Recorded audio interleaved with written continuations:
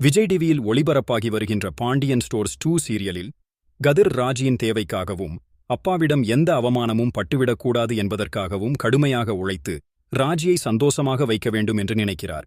ஆனால் கோமதி தன்னுடைய பிள்ளை இவ்வளவு தூரம் கஷ்டப்படுவதற்கு ராஜிதான் ஒரு காரணம் என்று நினைக்கிறார். இதனால் மீனா மற்றும் அரசிடம் கோபத்துடன் கோமதி பேசுகிறார். அந்த நேரத்தில் ராஜி வந்து, அத்தை, நான் ஏதாவது உதவி பண்ண வேண்டுமா என்று கேட்கிறார். அதற்கு கோமதி, நீ செய்தது வரை போதும். உன்னாலதான் என் பிள்ளை இவ்வளவு தூரம் கஷ்டப்படுகிறான். உனக்கு அப்படி என்ன செலவு இருக்கிறது? பேராசைப்படுகிறாய். உனக்காகத்தான் என் பிள்ளை கொஞ்சம் கூட ஓய்வு எடுக்காமல் வேலை பார்த்து கொண்டிருக்கிறான் என்று சொல்கிறார்.